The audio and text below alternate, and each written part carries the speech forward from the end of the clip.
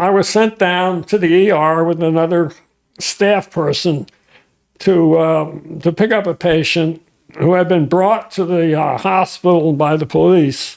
He was in the center of an avenue, completely naked, with his body shaved and covered with cocoa butter, waving a machete and directing traffic.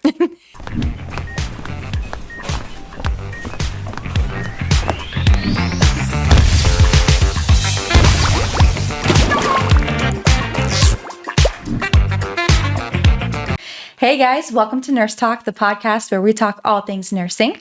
I'm your host, Mia, and today I have a very, very special guest, one of my favorite people of all time. But before we get into it, I would ask that you please subscribe so I can get to 100 subscribers. Thank you. All right, here we go. It's my grandpa, Bob. Okay, so Grandpa, you have been a house painter, you've been a lifeguard. Why did you become an LPN?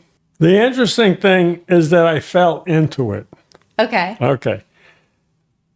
Before I even thought about being an LPN, I was in graduate school, and I was in the rehab department at USF. And my goal was to get a master's degree in rehab counseling, and then to go on and do work in addictions, alcoholism, addictions, et cetera, et cetera. I got about 3/4 of the way through the graduate program and came to realize that, for the most part, they were not speaking to me, so I dropped out of that. But I picked up a job on the night shift with a freestanding addictions treatment center. I worked that a couple of years until I burned out on the night shift, so they brought me to the second shift. And that's when I fell into a new approach, because I wasn't monitoring people that were asleep. Now I had the opportunity to take advantage of something I'd always wanted to do, which was to teach. So I became the didactic counselor. I would give lectures on addictions to the patients. This is a private, very expensive addiction center in Tampa. And I was there for 4 years, having a wonderful time, doing groups on cocaine addiction, lectures on alcoholism, addiction in general. And then they fired me. Uh-oh. And it didn't make any sense, except in one respect. I was approaching 5 years, and that would have made me eligible for some kind of retirement program. So they realized that they were coming to the end of the freestanding addictions program, because managed care was coming in. And you just couldn't build the insurance companies any longer. Now they were going to put the mental health, and in particular the addictions programs, on budget. So these alcoholism treatment centers were going to collapse. And then I got to talking with Grammy, who's my wife. Your Grammy and my wife. Who there's an interview with. Yes, you have done an interview with my wife, your Grammy, about what my future going to be. Here I am. I'm sort of between a rock and a hard place. And we decided, well, why don't you go to the LPN programs, like 1 year, and get my license? And then I would be considered, in my mind's eye, a nurse counselor for psychiatric and substance abuse issues.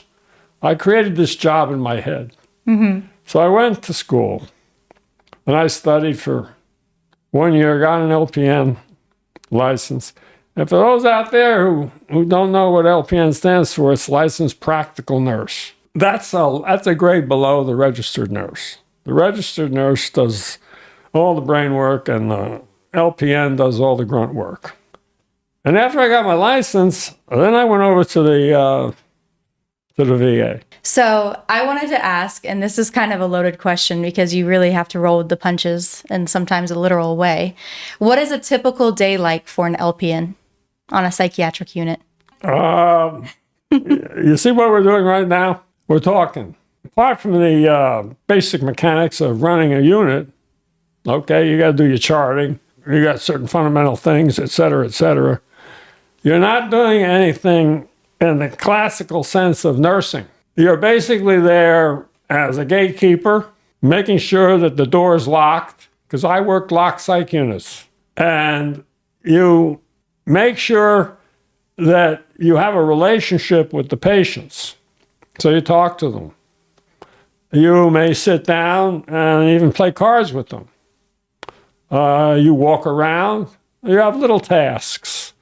You may be assigned something like, for example, you may be on suicide watch and precautions, where you would have a list of suicidal patients, and they would be classified in the VA system when I was there into two categories: suicide watch and suicide precaution.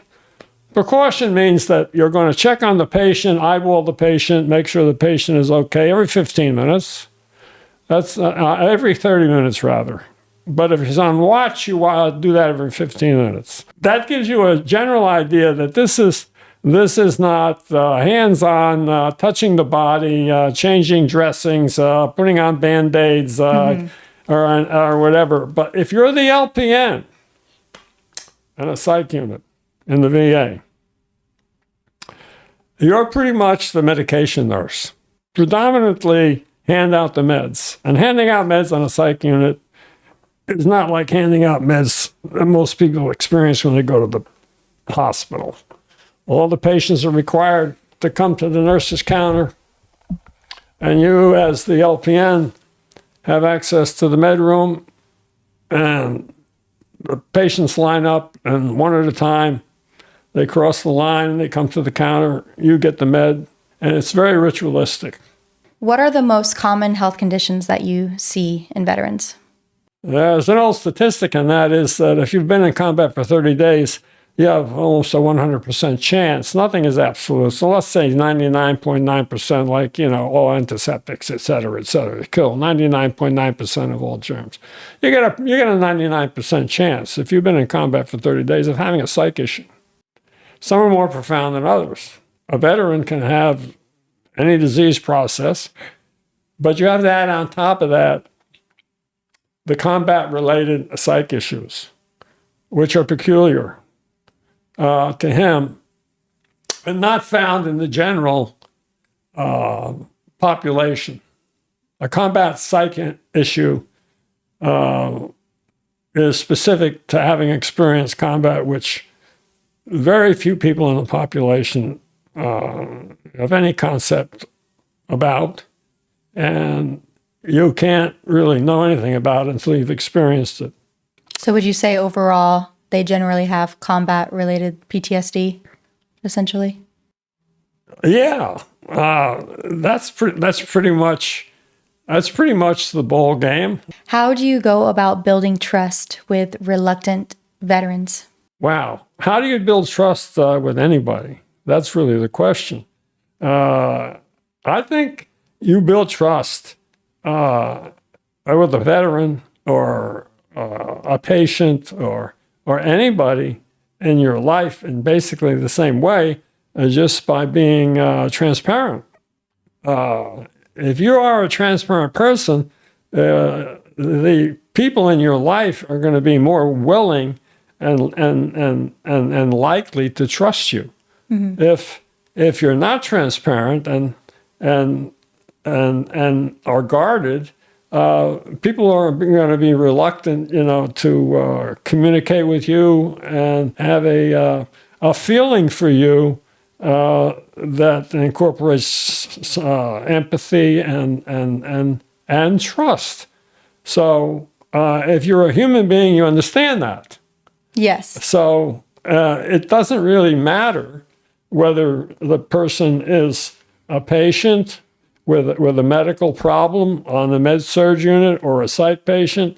The trust between a nurse and a patient, I don't really believe is any different than the trust between any two human beings. It's going to be gauged, it's going to be rated based on the degree to which both parties or one party exhibits the ability to be transparent.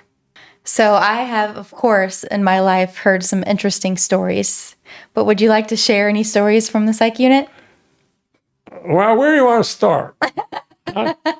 You can tell any of them that you want. There is nothing off limits. Okay, I'm going to tell you one that's tragic to start with. Okay. Oh, okay. I don't want to crack any wisecracks or jokes or anything like that to start with. I'm gonna start with something really serious that sets the stage for being a nurse on a psych unit in the private sector versus the VA. After about 1 month, we had a patient that was admitted from the ER. This patient was diagnosed as an Axis 2. And in psychiatry, that means is a personality disorder. This person was sociopathic, okay. He was an antisocial personality disorder. And he came to the unit, and you have to remember, we did not have smoking on the unit at that time. There was no smoking. You had to be taken outside to smoke. As soon as he got on the unit, he said, "I'd like to have a cigarette." And we told him, "No, you were told during the intake." He said, "I wasn't told that." You see, then he went straight into his personality disorder approach. Lied to us that he was told that smoking was permitted. Well, that was the end of the discussion because he was no longer in charge. We were. This guy decided to act out immediately and let us know that he was in charge. So he ran into the day room and started throwing everything all around in the day room. Cleared everybody else out. But we had already called a silent code. Okay? It was called a code orange. That's a disruptive patient. Mm-hmm. So there were people from all over the unit, all over the hospital responding who were on the code orange team that day coming to our unit. Probably 10 or 11 people showed up, plus the people we had on the unit who were assigned to the code team that day. And we converged on him and took him down. And this had to be done skillfully and without harming the patient. And so we were really well trained at this, and there were a lot of codes in that hospital. So we were pretty good. And this man would not stop. He would not stop his behavior. So he had to go into the isolation room. Mm-hmm. And there was a bolted bed to the floor in the isolation room. We had to be put into 4-way leather restraints. And this is doctor's orders. We don't decide as nurses to do this. This has to come directly from the doctor, okay? For the protection of the patient and the protection of other people, and some patients are so unruly that they have to be put into the leather restraints. So we were putting him in the leather restraints. And the bed was about 2 feet from the wall.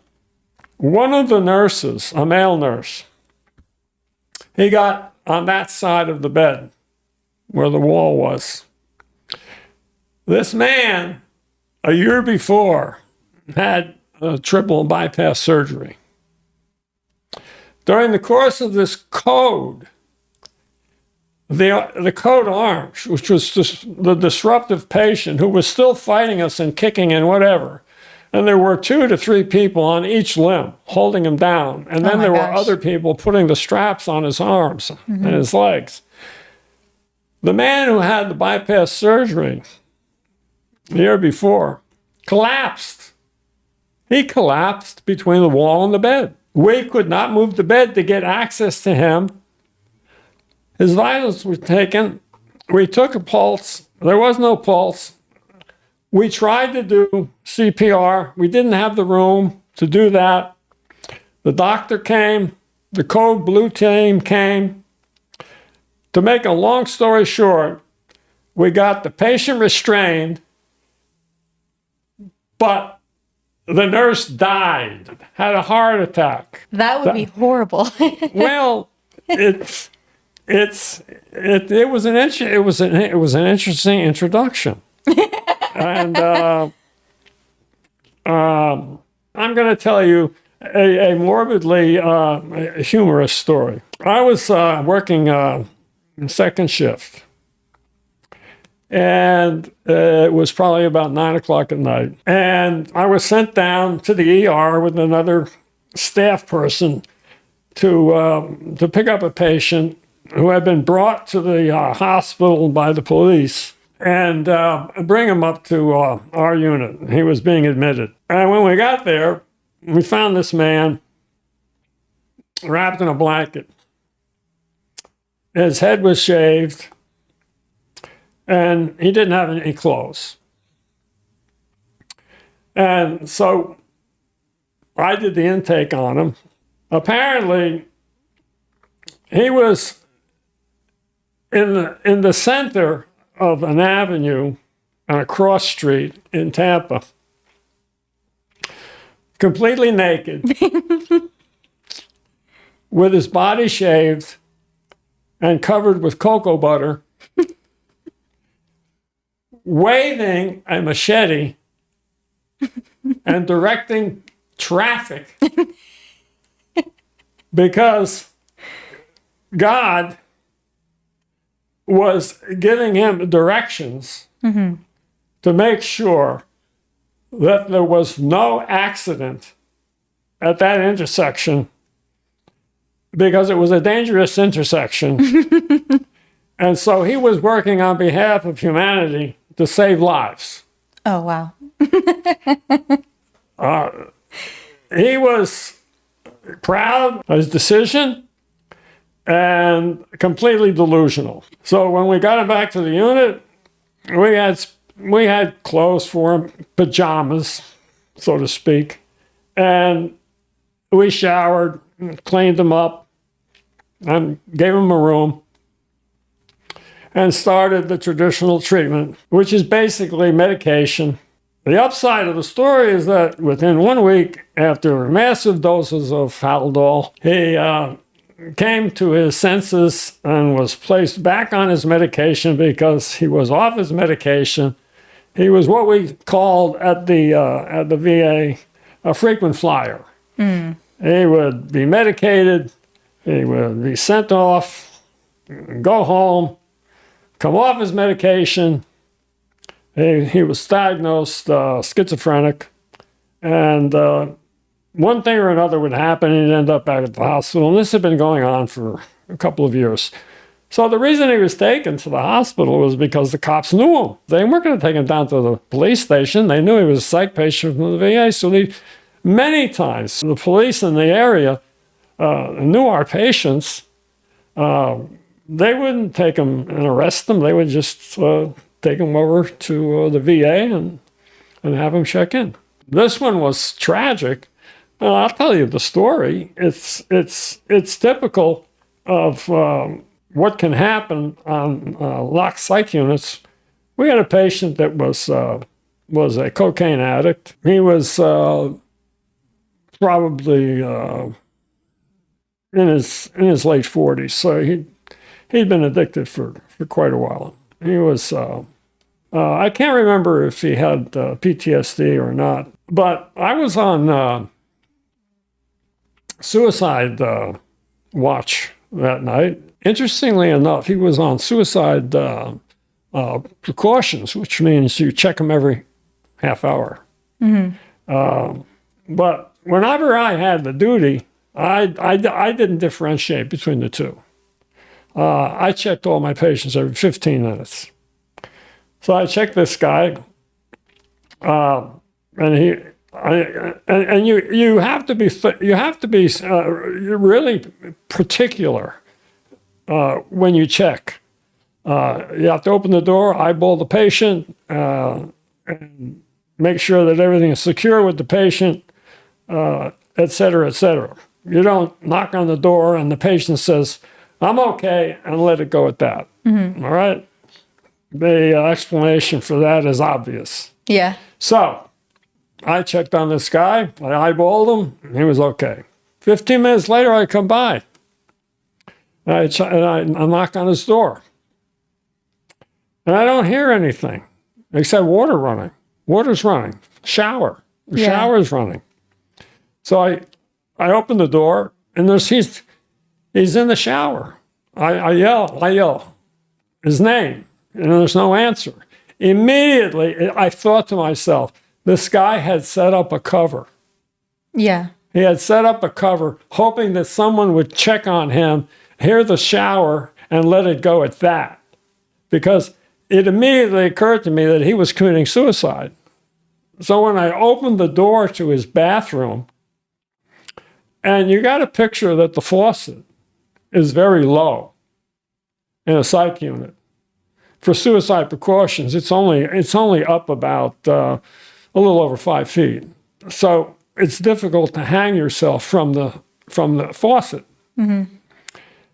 But this guy was so determined. He had taken his sheets and he had tied them around the faucet and around his throat, and he just dropped to his knees and just hung there and allowed himself he strangled himself to death. He didn't just hang himself. This is great determination on the part of someone to die, to kill himself, when you can just strangle yourself. And he strangled himself, and I yelled out, "Okay, help, code, this and that." The other male nurse that was working that night, he came in. We cut him down and laid him out, took a pulse. There was no pulse. So I started doing the compressions. And then, of course, the code was called at the same time. Within 3 minutes, the code blue team was there. They took over and proceeded to attempt a resuscitation, and it failed, and he was pronounced dead within the doctor was there administering the code, and he was pronounced dead. And it was a traumatic experience for me because I hadn't been working that unit for very long. What they did afterwards, if you're involved in a situation like that, at least at the VA is equipped for practically everything in terms of taking care of the patients and the staff and whatever. You automatically go into a consultation with someone who's a psychologist. I had a session to process what I experienced with a psychologist, and honestly, it did bother me. It bothered me for a month or so.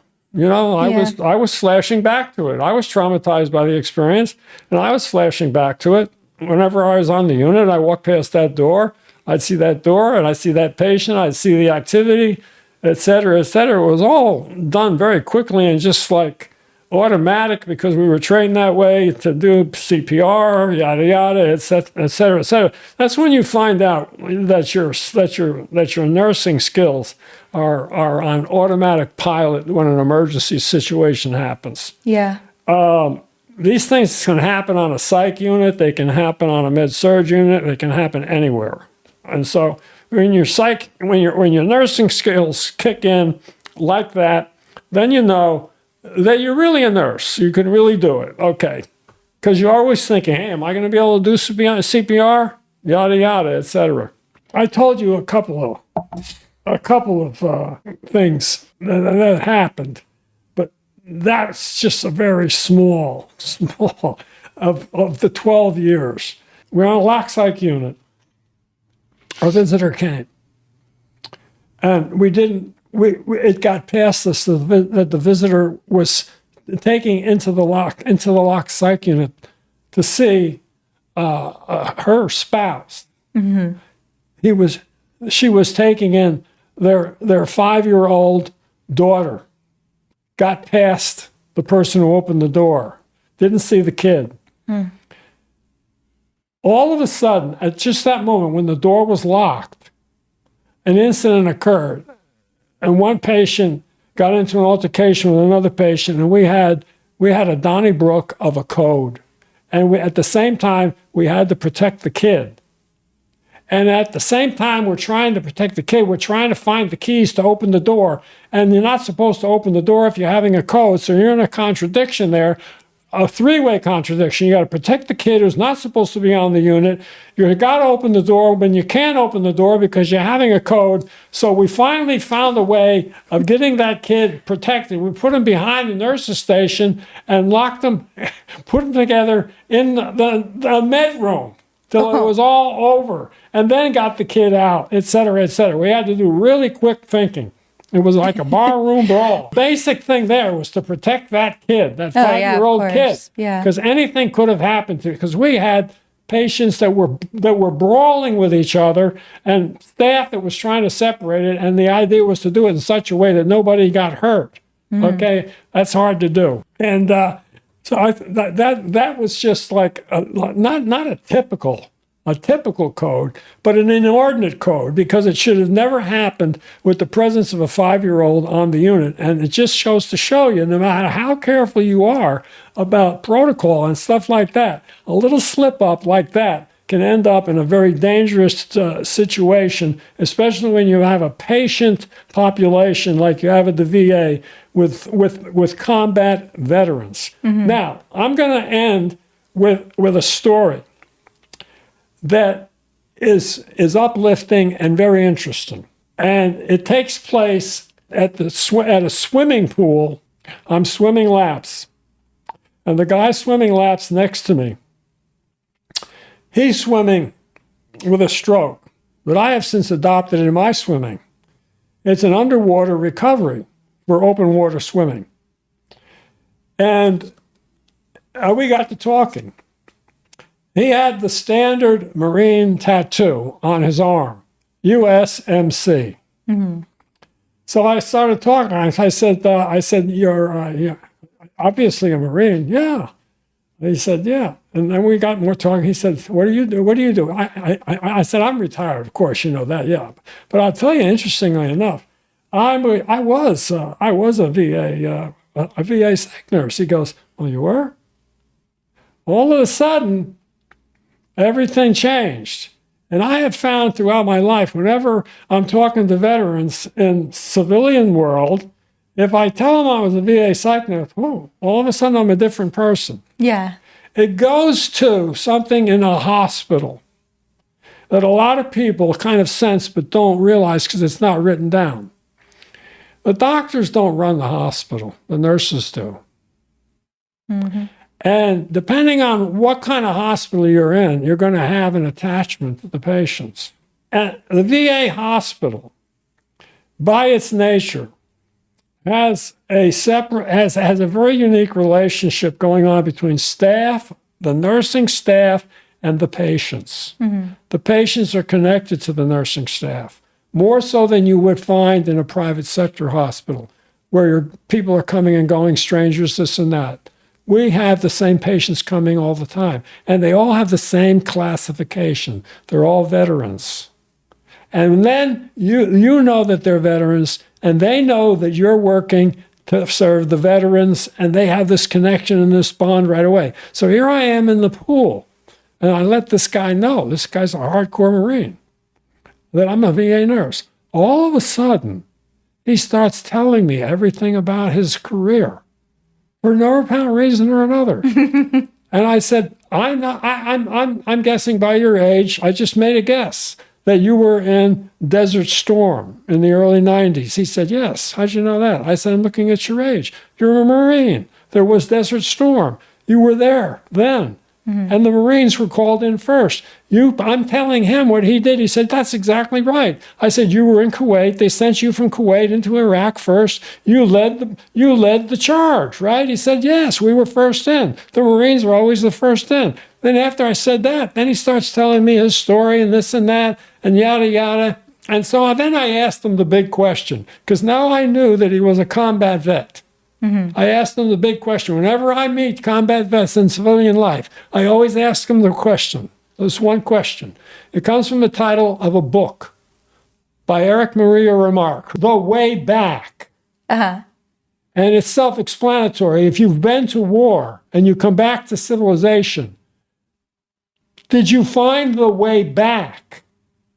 A lot of soldiers who are in combat don't find the way back. I asked them, I said, I had a question for you. I know you had combat and this and that. I got one simple question for you. Now, have you found the way back? You ask that question to an ordinary person, you're going to have to explain what you mean by that. He immediately knew what I meant. He said, yes, I found the way. I found the way back. Aww. I said, you have good coping skills. You seem okay to me, but I don't know how you are. How do you feel? He says, I have good days. I have bad days. I said, and then I asked him, I said, have you ever accessed, since he was a Marine, have you ever accessed the VA for the issues that developed as a result of being a combat veteran? No, never been there. I said, you are not unusual. All the time that I was at the VA, I only had one Marine. The Marines are trained not to ask for help, but to deal with it on their own. And that's what you've been doing, right? He said, yeah. Okay. Then we went back to swimming. Okay. About 2 years later, I'd come to the pool, and there he is swimming laps again. And I jump in. And he looks up at me and he says, hi, Bob. I said, how you doing? He said, I went to the VA. I said, you did? He said, you know that talk we had, right? I said, yeah. I got to thinking. I went there. I said, well, how you doing? He said, I'm doing better. I'm doing better. And coincidentally, and interestingly, a month or so ago, I got one free pass to that pool. I went back and I bumped into him again. Oh, really? And I have only seen this guy 3 times. We've spent maybe 40 minutes together. And he came out of that pool and he looked at me and he noticed me right away. The connection was right there. And we spoke for about 5 minutes and then he left.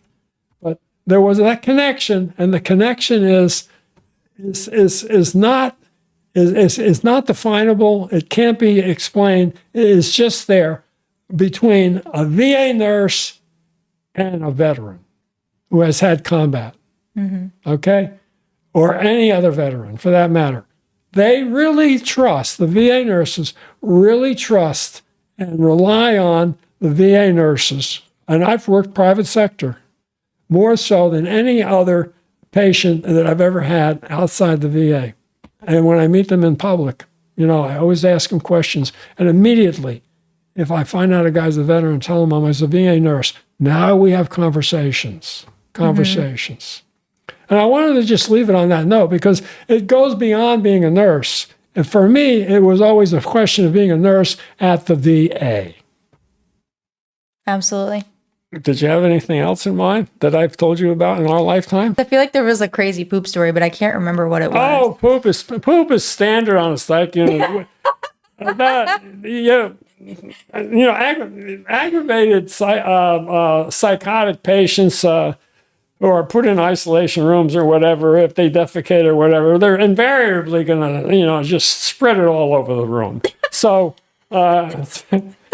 what are you gonna do? What are you gonna do with your poop if you're psychotic? I mean, it doesn't take that much imagination. You don't call the nurse and say, "Time out from my psychosis. I have to defecate." No, you just let the world know, like a 2-year-old, that you have defecated, pooped, whatever you want to call it.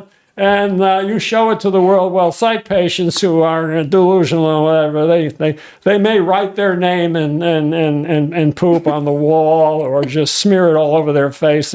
Yeah, I can go on and on and on. If you have an imagination, you can think up any possibility of what a psychotic patient would do with his own poop. So, Have you ever been incredibly fearful for your safety by a patient? Like, have you ever been struck or specifically attacked? no. I seem to have a skill. Let me back up just a little bit and give you my thought on the subject of what makes a psych nurse. Okay. A lot of people may be curious. So that's why I'm going to take a little time out in this interview to get that squared away. I'm going to give you a hypothetical situation. If 5 nurses are assigned to work on a psych unit, arbitrary choice across the board, just take 5 nurses and put them on a psych unit. After 6 months of working on that psych unit, of the 5 nurses, how many would you guess would remain on the unit working as a psych nurse, as opposed to those that wanted to get off the unit as soon as possible, or gradually got lost in the miasma of it all, and they were swamped and did not grasp what was going on and just were confused and wanted to leave. What would your guess be? Because I have an educated guess. There's no study, but of the 5, how many would be left after 6 months? 1. You're pretty well. You're pretty close to it. And the reason for that is something that is found in the person who is the psych nurse, and it's a sense of wanting to be there. You want to be there because there is something about it that is fascinating to you, interesting, maybe exciting, or whatever. But there is one thing that is not present that would send the other 4 away, and that is a fear of the unit, a fear of the patient. Absolutely. You can't have that. Most people have an incorrect view of what a psych patient is, and they think it's somebody like they would see portrayed on a television show. But the reality of a mentally ill person, except for some specific diagnoses, is that they are less likely to be aggressive, violent, or problematic. They just want to be alone, isolated. And on the psych unit in the VA, the problem patients are the Axis 2s, the personality disorders. These are the ones you have to stay ahead of. These are the ones that you have to read. You have to figure out what's the hidden agenda here. Okay? Why doesn't this guy look like he has a mental issue? Why is he so nice and ingratiating, et cetera, et cetera? Mm-hmm. What does he want? So there's a protocol for the Axis 2 person who has that diagnosis, and he has to sign it. It's actually a document. It's the Axis 2 protocol for the personality disorder. He agrees to all of these conditions so that he does not, use his wiles to control the unit and set up alliances with other patients that he can manipulate against the staff. And the protocol is usually very simple. You're only going to be here 3 days. Mm-hmm. This is not 3 hots and a cot. And you'll be given the medical attention that you require, but your stay is probably not going to be any longer than 3 days. Okay. And you will be assigned, one staff person that you can communicate with each shift, and no communication or long-term discussions with any of the patients, especially in the private rooms. Okay. And the reason for that is because the Axis 2 type personality disorder is for want of a better word, a troublemaker. And he likes chaos. He thrives on chaos. When he creates chaos, he's in his own world. He creates the problem, steps back, and enjoys watching it. It's almost like a pyromaniac who starts the fire and comes back and watches it burn. So this is what you have to prepare for, because he can wreak havoc if he gains control. So we're back to the first thing about the nurse. Why would the nurse stay? The nurse stays, a psych nurse, because he or she likes that kind of situation, having to deal with these kinds of personalities, and also in the VA, as opposed to the private sector. The private sector has a different patient population, but the VA is most predominantly that one guy I was talking about before, who was directing traffic with the machete. That's rare. That's rare in the VA. But you have what's called an Axis 1. That's bipolar or schizophrenic. So most of your patients are going to be combat-related PTSD/addiction. And so if you get fascinated and interested in that, you stay. If it scares you, you leave. And it's understandable why a lot of people would be scared. Once they read the chart and they get the history of the patient, you know who the patient is, and you see what the patient has been through, et cetera, et cetera. It's very easy to, just want to avoid this and go back to the floor and take care of dressing wounds. These patients are coming in, and they're not in good shape. If a PTSD patient is coming in, he's usually there because he got in some trouble. His PTSD got him in trouble, either at a bar and when he was drinking, or on the street in an argument, or maybe all of a sudden in a public place he just had a flashback for no apparent reason whatsoever, and he became uncontrollable. They called the cops, etc. Or at home, he got in trouble at home, and his wife talked him into going to the hospital and getting straightened out again. He came off of his meds, or the patient came there on his own accord because he knew he was sick, he needed treatment, and he couldn't get any sleep, and he was having nightmares, and he could not escape the combat situation, and he needed help. So that's if you can get past that, you're going to be okay as a psych nurse, but you're not going to be able to deal with the patient. And because the patient is looking at you at all times too, okay? The patient is not lying in bed just waiting, for the medication, or for, or watching television, as you see in the hospital generally. So that's why the transparency issue is so crucial. If you're not a transparent person, you are not going to do well on a psych unit, and the patients are going to pick up on it very quickly. And they're gonna isolate you, and they're not gonna give you the consideration that you deserve as the nurse, because you're not showing them who you really are.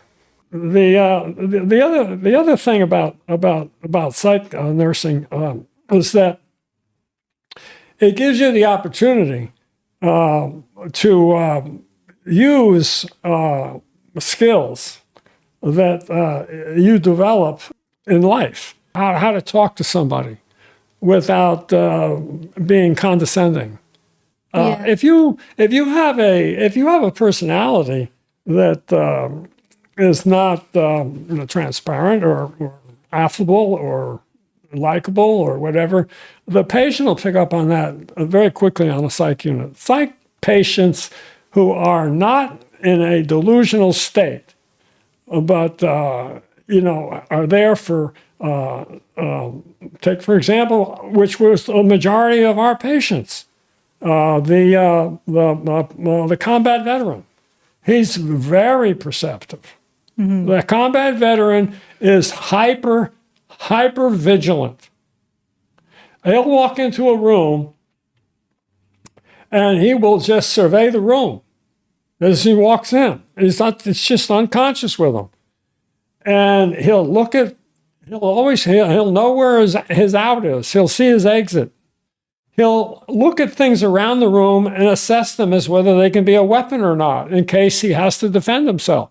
And he's not even in a combat situation. He's not in a violent. He's walking into a social setting, but he's assessing it for as if it's a battle zone, or it could be a battle zone. How am I going to protect myself? He looks at people. He analyzes people. He assesses them, and his assessments are always tainted towards the defensive. Okay. So he may see something in you that's not there. So you have to make sure that your skills as a psych nurse are directed at making sure that the patient, based on his diagnosis, is not going to read something that would magnify his pathology in you that doesn't exist, just because you're not checking yourself out, because you have to be on an ongoing process of self-inventory while you're working the unit. You're saying to yourself, it's a mind game you're playing all the time. Like, you're always assessing yourself. Am I presenting? Am I presenting? What am I doing here? What am I doing here? I can't look too casual. I can't look this way. I can't look mean. I can't look sad. I can't look this way or that. You have to make sure that your image is right. And you may not feel like doing it, but that's just the way it's like. The show must go on. Do you feel like on other units where it's very, very task heavy, like IV meds, wound care, blah, blah, blah, do you think that being on a psych floor is just more mentally exhausting than, I know there's physical aspects to it, of course, but it's just more mental? That's why it is. If you catch on and you know what you're doing, it's like playing poker. Most people think playing poker is only taking place when you're involved in a hand. But if you're a poker player, you're not playing 85% of the time. What are you doing? Are you taking a nap? No, you're studying the other players. That's when you go to school. That's when you think. That's when you analyze. That's when you look for clues and tells and stuff like that. So that in case you do get engaged in a hand, you're preparing yourself beforehand because you've never played with this guy, or you have played with this guy before, or et cetera, et cetera. And so we're working on psych unit is like that. You're trying to stay ahead of the curve. You're trying to make sure you're always prepared. You're always looking for something that could happen. You're checking it out. So yes, when you leave, you do leave. I wouldn't say mentally exhausting. You leave the unit with a sigh of relief. Wow, Got through today. it's like you let out a deep breath. Okay, but you want to come back to it. If you don't want to come back to it, you're not a psych nurse. It's that simple. It's like a poker player. He knows he's going to go into this, he's going to be tired, it's going to be exhausting, but he wants to go back. I find that interesting because, like you probably know or remember, I only got to go to a psych unit twice for a couple of hours during, nursing school.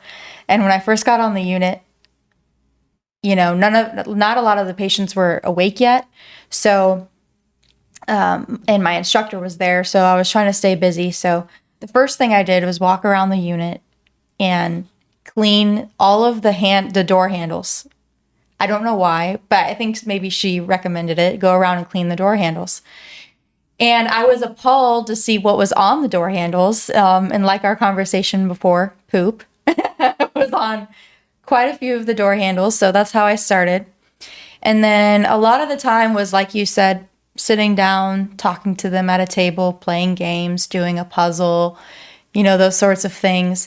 And I got to meet a few of the patients, and one of them showed me a rap song that she wrote, and it was like cuss word after cuss word, one of the most inappropriate things I've ever heard in my entire life. So I'm sitting there trying not to laugh as hard as I can because, I mean, it was appalling what she was saying, and she was singing it and stuff. And then I was just so nervous about people walking behind me because this guy comes up to me and he's like, he stands directly in front of me. He's probably like this close, and he stares at me and he goes, "I am the Son of God. I am the Son of God. I am the Son of God." And he goes on for like 10 minutes. And I'm like, okay, like, what do I do right now? And then I look over and this lady is digging in her pants, and she's going around everyone on the unit and is making the patients smell her fingers and says, "Does this smell like a UTI to you?" And there was a lot more to that day, but after that day, I was like, this is not for me. It's definitely for a specific person to be a psych nurse. What would you say was the biggest challenge of being an LPN on the psych unit? The biggest challenge is that you're doing the grunt work. It's not brainless. It's just that you have to accommodate yourself to being the one who's going to be more in touch with and contact with the patient on a personal level. Well, the RN will have that contact. The RN will be spending a good portion of his or her time doing the paperwork and making sure that everything is running smoothly on the unit. Oh, and one thing I wanted to add. This Okay. is it. In psych, I mentioned this before, and it's really important. The administration of medication is invariably assigned to the LPN. And so you have to know your meds. Mm-hmm. And that's not something you fool around with, okay?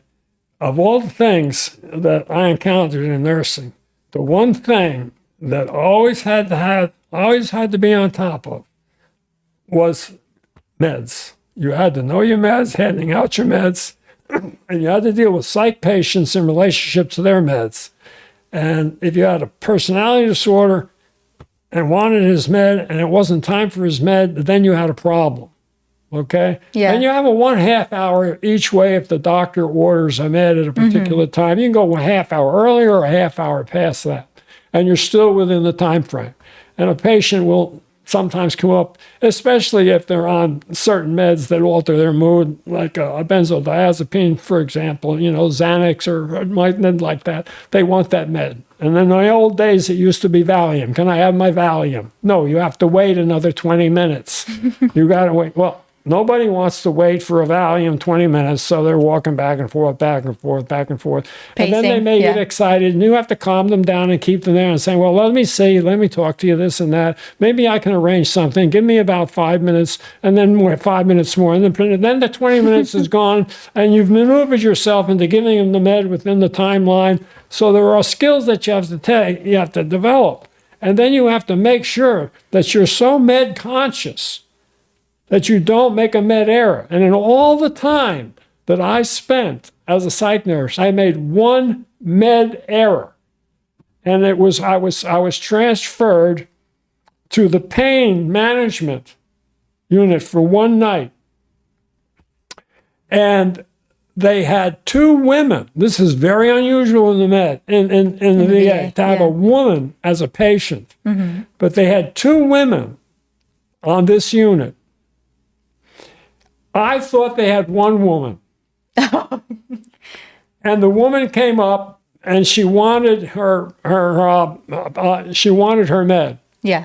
A little, she was within her timeline. She wanted to take her med and she wanted to go to bed. It was an antidepressant. And I took a mental holiday. I didn't cross-reference her name and the med. I said, well, she's the only woman on the unit. I'm making these assumptions in my head. And this is bad territory to be in when you're making assumptions about people in relationship to meds and stuff like that. So I gave her the med.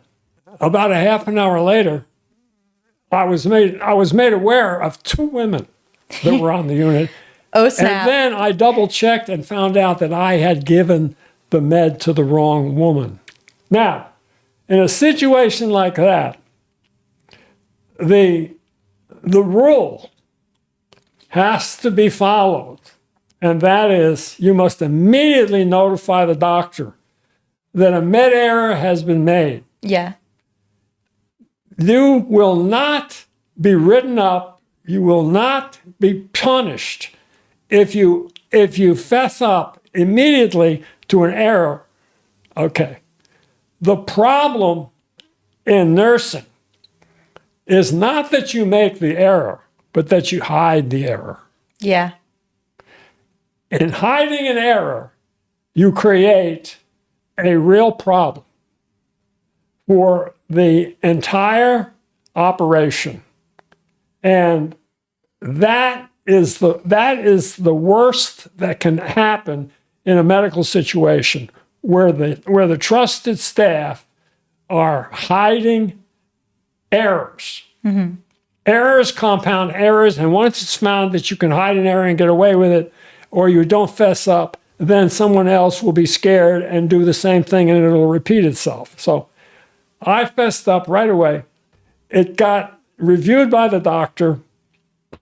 I wasn't written up, and it was decided by the doctor that this was not a major issue, and that it didn't even have to be reported, and that the understanding among the staff and the doctor could be settled right there with the discussion. So that was the learning experience I had and it stays with me to this day.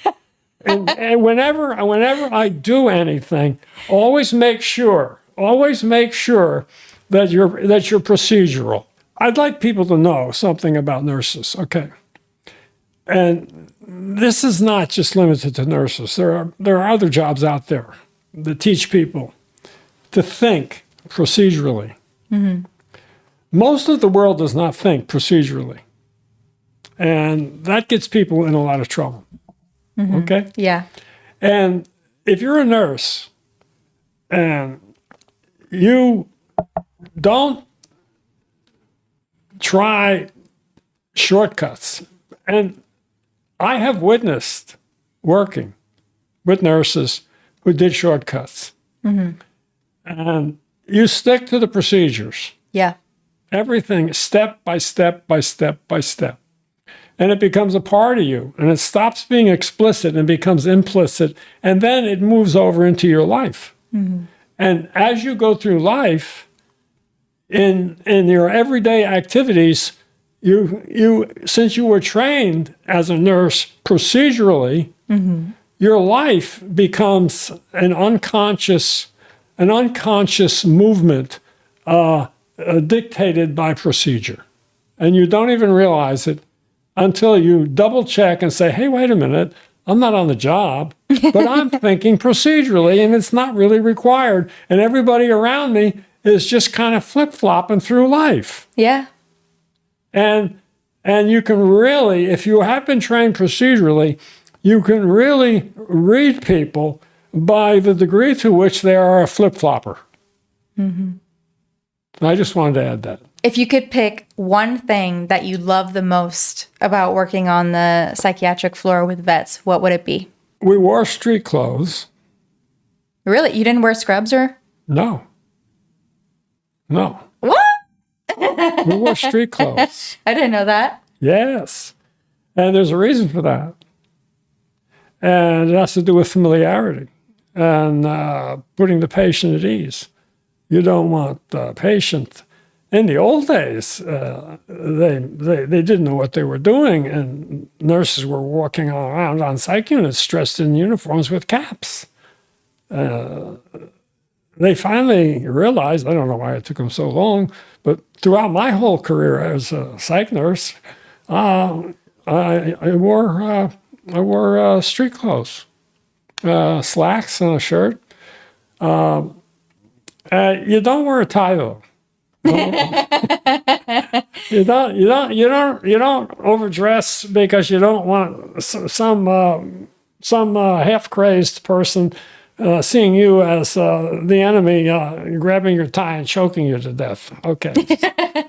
What are a few things or a few tips that you could give someone who is interested in working on a psych unit? You got to do rounds during the night. You follow me? Yeah. That's standard in any nursing situation. You do rounds. Okay. The patients are aware in there of what's happening outside. They know you're coming by to do rounds. Okay. They're already got this whole milieu memorized. They know what's going on. If you don't realize that the patients are studying you and have your behavior down pat, then you don't belong there. Okay. All right. Oh. So when you enter a patient's room at night, there's 4 guys in there. And you want to go in there and make sure, you just go in there and check around to make sure they're in bed sleeping. If they're not sleeping, okay, you just chart patients sitting on bed not sleeping. You don't want to go into some kind of therapy session with them there about what's going on, etc. But when you open the door, there's a crack between the door jamb and the door. You look through that crack to make sure that there is not a patient hiding behind the door. Every time. Every time. Because maybe 1 in 500 times you go in, there will be a patient there. For some reason or another, he may be walking around, and then he sees the door open and he jumps behind it. And when you come in, he has a delusional thought and he attacks you. Who knows what the reason? What would be the reason? You don't know what the reason is. Okay.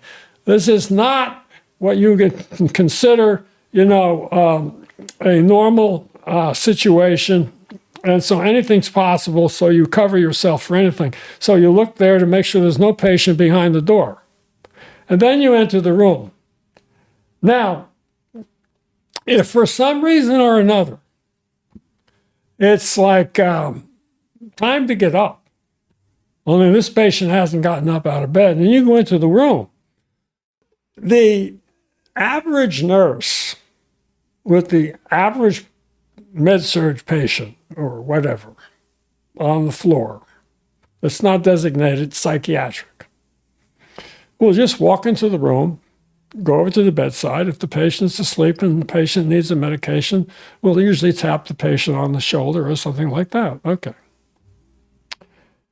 On a psych unit, you open the door, and this patient is asleep in bed, but you have to get the patient up to date. You have to get him on a routine, et cetera, et cetera. Okay. It's time to go to breakfast or this or that, right? There's a way to wake up a psych patient, and there's a way not to wake up a psych patient. And a lot of times, nurses that will float to a psych unit don't know how to, and they're not instructed. They really don't belong there if they haven't worked psych. You don't float a mid-surg nurse to a psych unit. I know, that should be not allowed. That is disaster. First of all, the patients know that this person knows nothing, and they're going to get over on them or her. And usually, if that happens, you just put that person in a chair outside a locked room and make sure that that patient who's in floor rate restraints, doesn't get out of the floor rate restraints. In other words, you're going to do nothing here. All right? You're just the body because we've got to have a certain number of people on the floor. Mm-hmm. So the one thing you don't do is what they usually do to wake a patient up in a regular hospital. You just go over, tap them on the shoulder. Yeah. Because if you tap some guy on the shoulder who's a combat vet, there's a good chance he's gonna jump up swinging. Mm-hmm. And a lot of nurses get hit that way. So where would the logical place to touch a patient on a psych unit if you want to wake him up would be? Touch his foot and stand back because he may jump out of bed. Mm-hmm. You follow me? Yeah. So those are the interesting little things.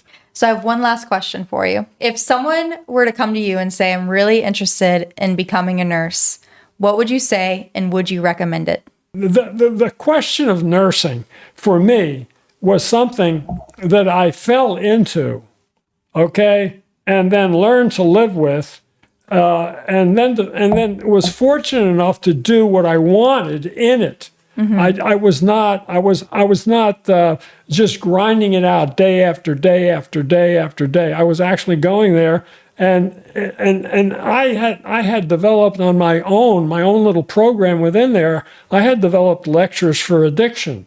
I had about 15 different lectures, and I'd go to the nurse manager and say, "Hey, can I take that room over there and do lectures on addictions for the patients?" And yeah, they would give you the permission because the patients are doing nothing else anyway. Yeah. You follow me? Yeah. So if you want, here's the basic requirement to be a nurse. If you've got it and you want to act on it and have a purposeful life. In other words, if you want to be interactive, all of the jobs basically, or things that I've done in my life, have been interactive with other people. Okay, you have to like people. Okay, and you have to like to talk to people. And you can learn the skills. You can go to the nursing school and pick up the skills, and then go there. But you also have to be a compassionate person. But you can't be willy-nilly. You can't be emotionally susceptible to crying at the drop of a hat because something happened. Like maybe a patient died, or maybe a patient got sicker. Maybe a patient came in, with a bad diagnosis, and you know what it is, and it's hard to work with that person. You have to be able to detach. If you can detach and you like people, and you want to work with people, and you're capable of working with people, all of those things fit together for you as a person, then nursing could possibly be, a choice for life. It would work. But I'm not gonna fool you and say that it's like going to a party, because it's not. It's not. You're going to be working with other people, and some of them you're not going to like, and they're going to be doing things that you're not going to approve of, and you're going to have to be restricted by rules and regulations. In order, you've got to take your free spirit and leave it home, because once you hit that door and you go into the hospital, the rules and the regulations of the hospital are there for a reason, and you have to go along with it. You can't be some kind of creative person who's going to do it, the way he wants to do it. You're either a part of the operation or not. And if you're willing to make that kind of sacrifice and leave your free spirit at home, then go right ahead and take a shot at it. But I'll tell you one thing, and this is it. If you're a nurse, you have an edge in life, and that is you have an education in something that's specific to the human condition, and that is how human beings operate, why we get sick, what sickness is, and what illness is, what death is, and the average person is lost. I will give you an example. In today's world, the question of vaccination is being discussed. This is really, from a medical standpoint, or a person who works with a reasonable outlook on life in medicine or in nursing, not an issue, but it has been made an issue. And if you ask the average person, are you for or against vaccinations, that in itself is an absurd question. All right. That's kind of like asking them, are you in favor of being sick or not sick? Okay. If it's really something that's being discussed on that level, you've got to ask yourself, well, why are we doing that? So I'm taking this opportunity to let people know, that since that is an issue in our society, you can get to the core of something. If you get in a discussion with somebody today, get to the core of it by just asking them a simple question. Just ask them something like, how does a vaccination work? And you would be surprised to find out, because I do these things in my life. I go around and talk to people. I've got nothing else to do. I'm 83 years old, and, I talk to people. I don't have a job. And I ask people who are opposed to vaccinations for one reason or another, how does a vaccination work? And they can't, they can't explain the basic mechanics of a vaccination. And I said, and then so in other words, you're telling me you don't approve of a vaccination, of getting vaccinated, but you don't know how a vaccination works. Doesn't that seem contradictory? And I let it go at that. But as a nurse, this is something extra that you get apart from having skills to do a job. You have an outlook that's built into being trained as a nurse on life in general. Oh, absolutely. It helps you in every aspect of life. There's so many, whether it's your children or taking care of yourself or taking care of your parents or your grandparents or just understanding the basics of things. It gives you such a upper hand in life to have the knowledge of a nurse and what we learn in school and what we see on a daily basis. And not only the knowledge, but the perspective that nursing can give you. When you see how some people live, or you see some of the health conditions that people have no choice but to live with, you gain perspective on life and where it can take you. And it's a spot that many people will never be in. You can look into the eyes of someone and build such a deep, compassionate relationship with someone and really meet their families and hear about their struggles, and it just puts you in your place. And you're like, wow, this is what life can be, and this is my life, and I'm so lucky to be healthy. Because to be healthy is to be wealthy, right? You wouldn't gain that anywhere else. Somebody could not ask for a better granddaughter than you. Aww. And don't edit that out. If you do choose to become a nurse, be a nurse on the job, okay? Don't be a nurse in real life. Don't go around practicing nursing on your friends. If a friend finds out you're a nurse and comes to you with a medical problem, my suggestion is, and I've had this experience a number of times, and so has Grammy, my wife, gets calls all the time about medical problems. Mm-hmm. The thing to do is, if you are in medicine or you are in nurse or you are in healthcare or whatever, and people come to you with their problems, tell them to go see their doctor. Okay, so actually that is a good point, because I have people who come to me and they're like, this right here, my knee hurts right here. What is it? And I'm like, do you know that if you went to the doctor could guess, he wouldn't. He would order an image, and then a radiologist would read that and say, this is what's wrong with your knee.